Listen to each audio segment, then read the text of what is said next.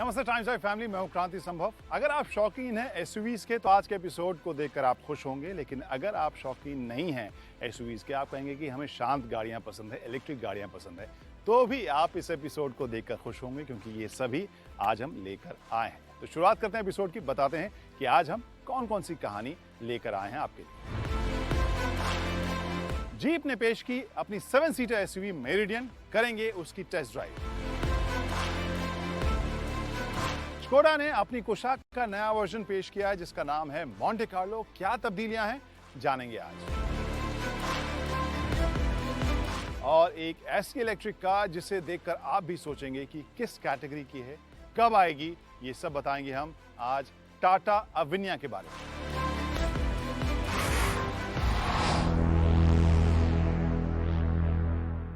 SUV enthusiast कई बार गुस्सा होते हैं कि सब कॉम्पैक्ट एसयूवीज को आप क्यों कहते हैं स्पोर्ट्स यूटिलिटी व्हीकल, जो फ्रंट व्हील ड्राइव होती है, 2 व्हील ड्राइव होती हैं। असली एसयूवीज तो होती हैं जो मुश्किल रास्तों के ऊपर जाएं, ऑफ रोडिंग करें, 4 व्हील ड्राइव हों और उनकी कैपेबिलिटी ऐसी हो जो किसी भी तरह के रास्ते से आपको निकाल कर ले जाए, वो एक्साइटमेंट आपको मिले।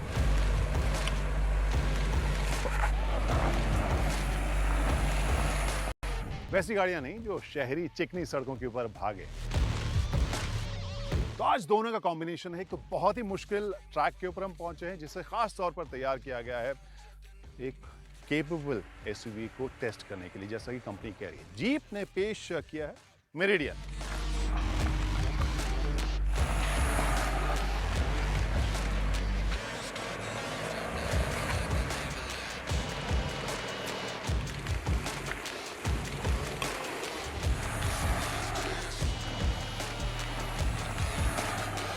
तो आपने देख ही लिया किस तरह के एक्शन शॉट्स की हम बात कर रहे थे, कैसे मुश्किल रास्तों के ऊपर, किस चैलेंजिंग टेरेन के ऊपर इसने परफॉर्म किया। तो शुरुआत हम इसके परफॉर्मेंस वाले एंगल से ही करेंगे।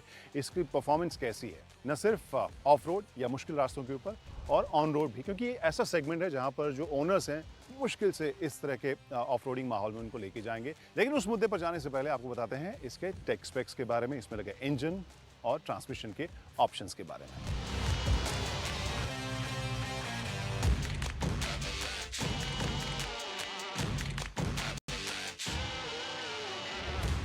तो आमतौर पर हम या तो गाड़ियों की लिमिट टेस्ट करते हैं या गाड़ियां हमारी लिमिट टेस्ट करती हैं। और ये जो ट्रैक था जहां पर आप विजुअल आपने देखा होगा, वहां इस कार ने कहा कि आप कुछ भी चैलेंज मेरे सामने लेकर आओ, मैं डरने वाली नहीं हूँ। और वही मेरिडियन ने साबित भी किया। एक इंटरेस्टिंग चीज़ जो मुझे महसूस हुई, अगर आपने विजुअल्स देखे होंगे, विजुअल में जिस मुश्किल रास्ते पर मुश्किल एंगल से चढ़ते या उतरते या ट्रैक्शन बनाते हुए इस कार को आपने देखा, अंदर का जो माहौल है कैबिन के अंदर, वो माहौल बहुत ही काम और कंपोज था। और वो मुझे लगता है कि सबसे बड़ी अचीवमेंट है इस कार की, क्योंकि जिस तरह का सस्पेंशन सेटअप, जिस तरह का इसका फ्रेम है, हालांकि जो बुनियाद है या प्लेटफॉर्म है वो कंपास वाली है, लेकिन जो भी तब्दीलियां इसमें की गई जिस तरीके की, वो इसे बहुत ही केपेबल, लेकिन जैसा कि कंपनी ने कहा सोफिस्टिकेशन, वो अंदर आपको महसूस होगा। अंदर वो एक्साइटमेंट तो महसूस हो रहा था, लेकिन जो बाहर के विजुअल देखकर बाद में जो मुझे डर लग रहा था, अंदर वो बिल्कुल भी महसूस नहीं हो रहा था। और यही वो एस्पेक्ट है जिसके बारे में मुझे लगता है कि मेरिडियन आपको इंप्रेस करेगी। जिस भी तरह के ट्रैक के ऊपर आप इसे लेके जाएं या हम लोग जाते हैं, या जिस तरह के चैलेंजेस हम लोग सामने डाल सकते हैं इसके, ये उन सभी चैलेंजेस को पार करती है। तो कैपेबिलिटी के हिसाब से बहुत ही इंप्रेसिव मेरिडियन मुझे लगी है।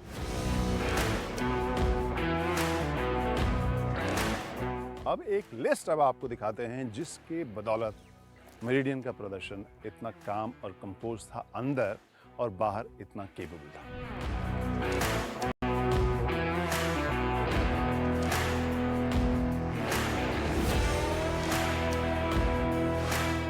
आप कहेंगे कि केवल ऑफ रोडिंग के बारे में बात कर रहे हैं, ऑन रोड परफॉर्मेंस इसका कैसा लगा ये तो आपने बताया नहीं। तो आपको बताएं कि सस्पेंशन का जो सेटअप है ऑन रोड के हिसाब से भी आपको बहुत कंफर्टेबल रहेगा। बॉडी रोल मुझे नॉमिनल, बिल्कुल ना के बराबर आगे लगी, पीछे आप थोड़ा बहुत महसूस करते हैं, लेकिन बावजूद इसके मैं जिस साइज़ की गाड़ी देख रहा हूँ उस हिसाब से और जिस तरह की सड़क से हम लोग क्रॉस कर रहे थे वहाँ के हिसाब से मुझे लगता है कि इसका प्रदर्शन बहुत ही कंफर्टेबल आपको महसूस होगा।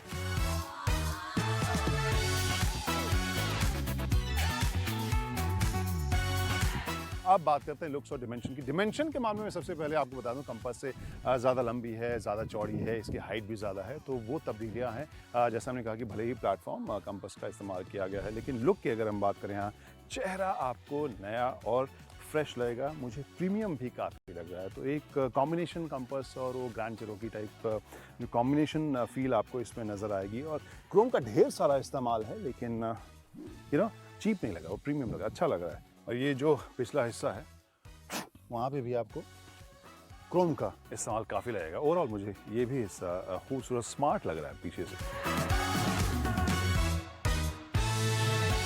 गाइस 7 सीटर एसयूवी है, तो सबसे पहले क्या करेंगे, जांच थर्ड रो की।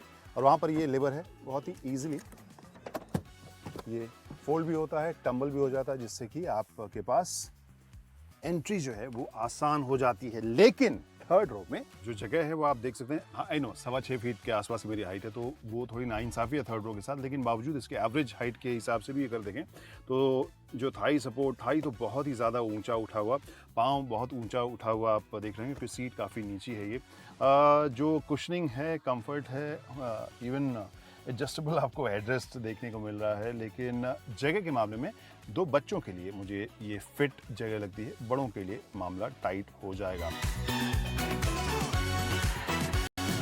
सेकेंड रो में नी रूम एवरेज हाइट के लिए आपको अच्छा मिलेगा, थाई सपोर्ट अच्छा मिल रहा है, फुट मूवमेंट के लिए जगह अच्छी है, तो खुली खुली आपको यहाँ पर जगह महसूस होगी।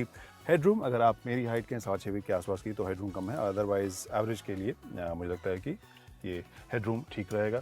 सो ओवरऑल 2 लोगों के लिए काफ़ी आरामदेह जगह लग रही है। तीसरे के लिए आपको यहाँ पर सीट बेल्ट तो दिया गया है, लेकिन बैक रेस्ट उतना आरामदेह आपको नहीं मिलेगा। क्यों? क्योंकि बैक रेस्ट के अंदर आपको एक आर्म रेस्ट मिल रहा है, बीच वाले बैक रेस्ट के अंदर। और ये आर्म रेस्ट की हाइट मुझे पता नहीं क्यों थोड़ी ज़्यादा लग रही है। आई एम नॉट श्योर कि बाकी के पैसेंजर्स के लिए कितना कंफर्टेबल ये होगा। अब ड्राइवर सीट पे बैठ गया हूँ। यहाँ पर मेरिडियन की कहानी कैसी लग रही है? Steering wheel solid leather finished, बहुत अच्छा। ओवरऑल मैं कहूँ बाहर से अंदर से कार में एक चीज़ तो है, पहली नज़र में ही लगती है कि सॉलिड है। अब बात करते हैं स्क्रीन्स की। ऑब्वियसली स्क्रीन्स में सबकी दिलचस्पी होती है, तो आप इंफोटेनमेंट जो स्क्रीन है उसके अलावा यहाँ पर इंस्ट्रूमेंटेशन भी आपको पूरा डिजिटल एक स्क्रीन देखने को मिलेगा। एक बटन है जिससे आप जो अलग अलग डिस्प्ले है, चाहे वो फ्यूल एफिशिएंसी हो, टायर प्रेशर हो या मीडिया हो, उन सबको आप अलग अलग शफल करके सेलेक्ट कर सकते हो। तो उस हिसाब से काफ़ी यूज़फुल। वही प्रैक्टिकलिटी वाली चीज़ मुझे इस इंफोटेनमेंट स्क्रीन में भी नज़र आता है। यू कनेक्ट तो इसमें सर्विस है ही, जहाँ पर कनेक्टिविटी वाले बहुत सारे फीचर्स हैं, लेकिन इसका जो डिस्प्ले है जो आप नीचे की हिस्से में देखेंगे, ऑब्वियसली जो बड़े आमतौर पर जो हम यूज़ करते हैं ऐप्स, चाहे फ़ोन हो, नेविगेशन हो, वो सब यहाँ दिखता है। लेकिन ऊपर वाले बैंड में बहुत से छोटे छोटे फंक्शंस ऐसे दिए गए जो आमतौर पर हम बार बार यूज़ करते हैं, ऑन करते हैं, ऑफ करते हैं। टेम्परेचर की जानकारी है, क्लॉक है, मीडिया की जानकारी है, वेंटिलेटेड जो सीट्स के फीचर्स हैं वो आप इससे ऑन ऑफ कर सकते हैं। तो वो मुझे काफ़ी यूज़फुल और काफ़ी फंक्शनल लगता है। डिज़ाइन के हिसाब से बहुत मेस्मराइजिंग नहीं, but it does the job. Plus जो टेक्नोलॉजी और जो सोफिस्टिकेशन है वो आपको इसमें फील होगा, जिस तरह से ये काम करता है, जिस तरह से इसका रिस्पॉन्स है और जिस तरह के ऐप्स या फीचर्स इसमें आपको मिल रहे हैं। वायरलेस चार्जर है, सी टाइप चार्जर, एक यूएसबी आपको पॉइंट देखने को मिलेगा। इसके अलावा और क्या है, electronic parking brake, driving mode जो है आपको सैंड, मड, स्नो, ऑटो, ये आपको ड्राइविंग मोड इसमें देखने को मिल रहा है। 4 व्हील ड्राइव लो और 4 व्हील ड्राइव लॉक, ये सब के अलावा आप जो डिसेंट कंट्रोल है उन सब का कंट्रोल आपको यहाँ पर देखने को मिलेगा। ट्रांसमिशन के बारे में आपको पता ही है कि यहाँ 9 स्पीड ऑटो ट्रांसमिशन है। जो 2 कप होल्डर्स हैं, यहाँ चाबी रखने के लिए एक अच्छा सा स्लॉट है, फ़ोन रखने के लिए अच्छा स्लॉट है, आर्म रेस्ट है, स्लाइड कर सकते हैं, नीचे आपको जगह मिल रही है। ओवरऑल मैं कहूँगा इस सेगमेंट में जिस तरह के फीचर्स की उम्मीद होती है वो सारे फीचर्स आपको मिल रहे हैं, और जिस तरह के फीचर्स या टेक्नोलॉजी की उम्मीद आप जीप से करते हैं वो भी आपको सारे इसमें मिल रहे हैं। अब फीचर्स की बात हो रही है तो सनरूफ का नज़ारा कैसे नहीं ले सकता, तो पूरा सनरूफ मैं आपको खोल के दिखा रहा हूँ। तो साइज़ बड़ा है, आगे का हिस्सा पूरा खुलता है, पीछे का हिस्सा नहीं खुलता है, पीछे मून रूफ कह सकते हैं, बट साइज़ के हिसाब से बड़ा है। प्लस जो फील है बाहर देखने वाली वो अच्छा नज़ारा आपको मिलता है। सो ओवरऑल काम के फीचर्स हैं, कुछ एक सोफिस्टिकेटेड फीचर्स हैं, प्रीमियमनेस भी है, और मुझे ड्राइवर सीट पर कोई भी ऐसा एलिमेंट नहीं लग रहा है जिसके बारे में नुक्ताचीनी की जाए।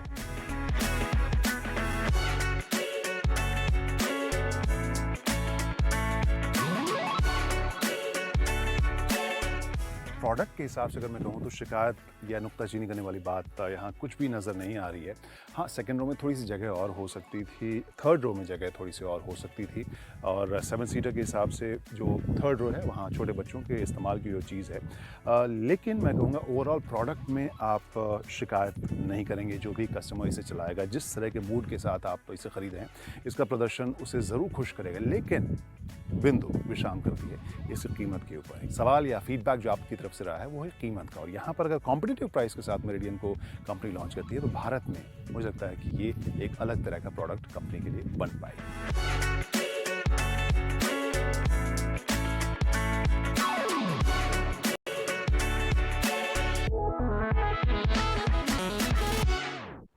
मेरिडियन को तो मुश्किल ऑफ रोडिंग रास्ते के ऊपर हमने काफ़ी भगाया और काफ़ी इंप्रेसिव इसकी ड्राइव रही। और अब चलते हैं उस सेगमेंट की तरफ जिसको लेकर जो हार्डकोर ऑफ रोडिंग के शौकीन है वो कई बार कहते हैं कि ये एसयूवी कैसे हो सकती है, लेकिन वही आज की तारीख में सबसे बड़ा मार्केट बना हुआ एसयूवीज का कॉम्पैक्ट सेगमेंट, जिसमें स्कोडा ने कुशाक का नया वर्जन लॉन्च किया है। अंकुर लेकर आए हैं सभी जानकारी।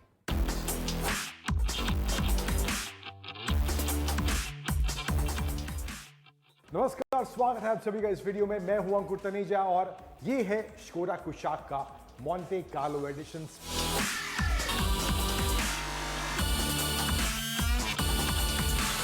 स्पाईफिक्स हम इसके काफी समय से देख रहे थे, लेकिन फाइनली स्कोडा ने इस मॉन्टे कार्लो एडिशन को कुशाक के रिवील कर दिया है। जो स्टैंडर्ड कुशाक है उसके मुकाबले क्या चेंजेस या क्या एडिशंस इस कुशाक के मॉन्टे कार्लो एडिशन में करे गए हैं, उन सभी एलिमेंट्स की, उन सभी पॉइंट्स की मैं आपसे बात करूंगा इस वीडियो में। और ये जो गाड़ी है ये 1 लीटर 1.5 दोनों इंजन्स में अवेलेबल होने वाली है। तो डिफरेंसेस क्या हैं नॉर्मल कुशाक और इस एडिशन में, उन सभी पर बात करूंगा आपसे इस वीडियो में। चलिए शुरुआत करते हैं।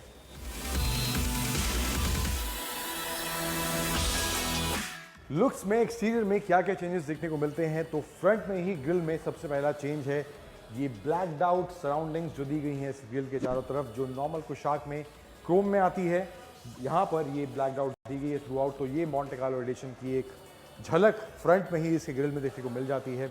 इसके अलावा यहाँ नीचे स्किड प्लेट है, ये भी पियानो ब्लैक में दी गई है। एंड ये जो हाउसिंग है यहाँ पर, इधर भी यहाँ पियानो ब्लैक का एलिमेंट देखने को मिलता है, जो कि नॉर्मल कुशाक में थोड़ा डल ब्लैक में है, लेकिन यहाँ पर पियानो ब्लैक में देखने को मिलता है।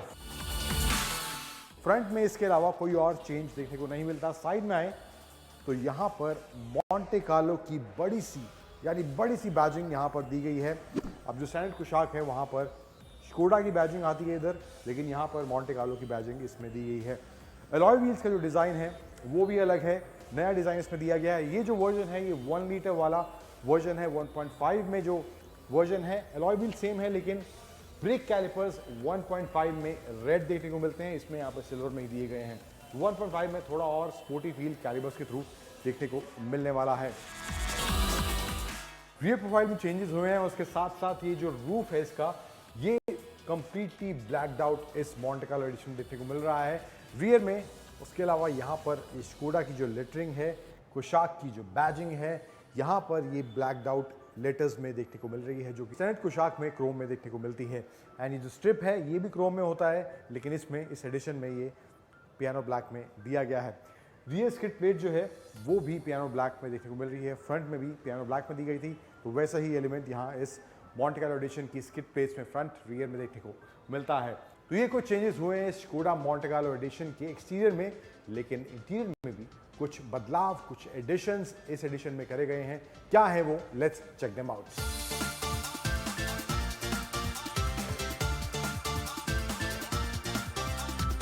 अब इंटीरियर में भी बहुत कुछ ब्लैक एंड रेड थीम वाला मामला इसमें देखने को मिलने वाला है। डैशबोर्ड से शुरुआत करें तो ये रेड पैटर्न जो दिया गया है ये इस एडिशन में ऐड करा गया है मॉन्टे कार्लो में। एंड बीच में 10 इंच का स्क्रीन है जो ऑलरेडी कुशाक में आता है टॉप वेरिएंट्स में। एंड यहाँ पर ऑटोमेटिक क्लाइमेट कंट्रोल है। एलिमेंट्स नए जो हैं वो है यहाँ पर एक नया 8 इंच का वर्चुअल कॉकपिट इस स्कोडा के मॉन्टे कार्लो एडिशन में दिया गया है, जो कि स्टैंडर्ड कुशाक में नहीं आता है। उसमें 2 एनालॉग डायल्स हैं और बीच में एक छोटा सा TFT स्क्रीन दिया गया है, लेकिन यहाँ पर 8 इंच का ये वर्चुअल कॉकपिट दिया गया है। देन सीट्स का जो फैब्रिक है वो भी ब्लैक और रेड के कॉम्बिनेशन में है। मॉन्टे कार्लो की बैजिंग यहाँ हेडरेस्ट में दी गई है। चारों आगे पीछे जो हेडरेस्ट हैं वहाँ पर भी मॉन्टे कार्लो की यहाँ पे बैजिंग हेडरेस्ट में देखने को मिलती है। देन स्टिचिंग की बात करें तो रेड स्टिचिंग का इस्तेमाल इसके स्टीयरिंग में, इसके डोर के आर्मरेस्ट में एंड यहाँ पर सेंटर आर्मरेस्ट में भी देखने को यहाँ पर ब्लैक और रेड स्टिचिंग का कॉम्बिनेशन देखने को मिलता है। देन जो स्कफ प्लेट्स हैं यहाँ पर वो भी मॉन्टे कार्लो की बैजिंग के साथ इधर दी गई हैं इस मॉन्टे कार्लो एडिशन में।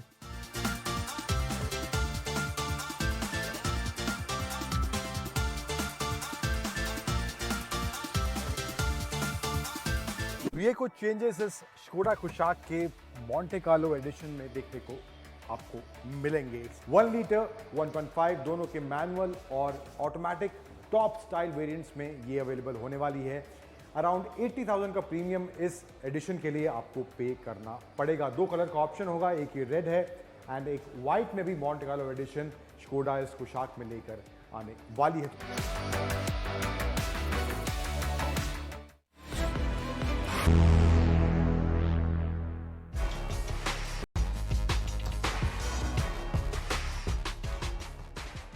नमस्ते time drive family, I'm Kranti Sambhav. Welcome to this latest walk around. एक ऐसी गाड़ी के इर्द गिर्द हम बात करने वाले हैं जिसे देखकर पहली नज़र में शायद आप सोचें कि ये है क्या ये एक एसयूवी है, क्या एक एमपीवी है, कोई स्टेशन वैगन है या कोई बड़ी हैच है। दरअसल ये एक और कॉन्सेप्ट है जो टाटा मोटर्स के इलेक्ट्रिक का डिपार्टमेंट ने इसे लॉन्च किया है या पेश किया हमारे सामने, और ये जो कॉन्सेप्ट है उसका नाम रखा गया है अविन्या।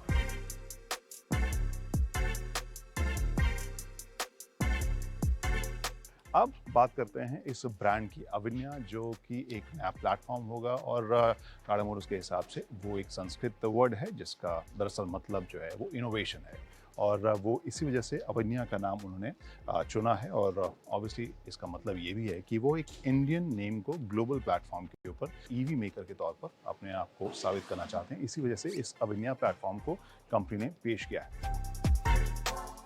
तो लुक के हिसाब से, कंपनी के फोकस और कंपनी के प्लान के हिसाब से बहुत ही इंपॉर्टेंट प्रोडक्ट है। और अंदर जाने से पहले हम एक नज़र डालते हैं कि बाहर में आपको क्या एलिमेंट्स देखने को मिलेंगे अविन्या में, और सबसे खास या सबसे प्रोमिनेंट चीज़ जो मुझे नज़र आ रही है उसके बारे में भी बात करना चाहूँगा जो अब आने वाला है। और वो है टाटा का एक ऐसा लोगो या ऐसा पैटर्न जो कार के डिज़ाइन को एनहांस करता है। फिलहाल ये लाइट हमें नज़र नहीं आ रही है, लेकिन हाँ, बिल्कुल एन वक्त पे लाइट ऑन हो गई। आप देख सकते हैं ये पूरी जो रेड लाइट है वो पूरे शोल्डर तक बाहर जा रही है, जो ना सिर्फ एक इशारा दे रही है कि एक फ्यूचरिस्टिक कार है और इसके शोल्डर को एनहांस करके बता रही है कि कितनी चौड़ी कार है, प्लस ये भी बता रही है कि टाटा का जो आइडिया है नई आइडेंटिटी का वो किस तरह से इसमें शोकेस होगा।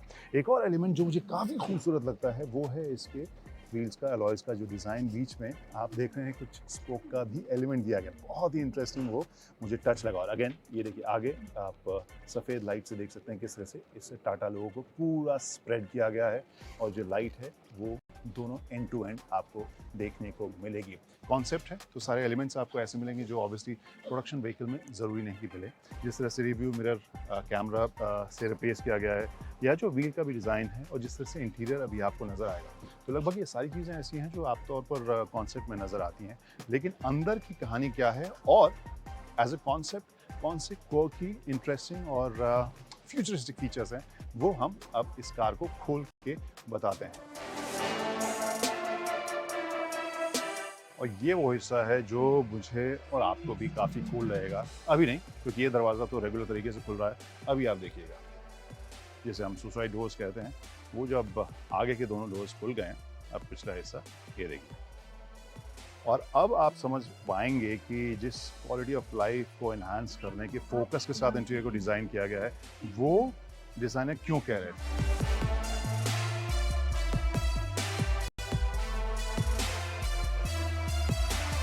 आप समझ सकते हैं कि प्रायोरिटी क्या है कंपनी की, जिस तरह के स्पेस को निकाला गया है। बहुत ही स्पेशियस ये जगह मुझे नज़र आ रही है। एक एलिमेंट जो सबसे इंटरेस्टिंग मुझे लगा जैसे कि होना भी चाहिए कॉन्सेप्ट कार्स में फ्यूचरिस्टिक आइडिया के बारे में। यहाँ पर स्क्रीन्स की कमी आपको दिखेगी। हाल फिलहाल में हम बड़े बड़े स्क्रीन्स देख रहे हैं, लेकिन इसमें जो है जो कंपनी डिज़ाइनर्स और इंजीनियर्स ने सोचा कि जो इंटरेक्शन करेंगे ड्राइवर्स और पैसेंजर्स वो ऑडियो के ज़रिए, यानी वो बोल कर कमांड देंगे या कार के साथ इंटरेक्ट करेंगे। वहाँ पर टच स्क्रीन्स की भरमार नहीं है। अब वो टाइम आ गया जब हम आपको बताएं कि थोड़े दिन पहले हमने कर्व क्यों देखा था। वो टाटा मोटर्स इलेक्ट्रिक की जेन 2 इलेक्ट्रिक व्हीकल का कॉन्सेप्ट था, जो हो सकता है कि 2023 के आखिर या 2024 में देखने को मिलेगा। ये जो वर्जन है 2025 में हमें प्रोडक्शन अवतार में देखने को मिलेगा, और कंपनी का दावा है कि ये जो जनरेशन होगा यानी जेन 3 वो 500 किलोमीटर रेंज वाला होगा। तो एक बहुत ही इंटरेस्टिंग कॉन्सेप्ट, और जब ये प्रोडक्शन अवतार में आएगी आई थिंक और भी ज़्यादा इंटरेस्टिंग और इंट्रीगिंग होगी, खासकर शेप के हिसाब से।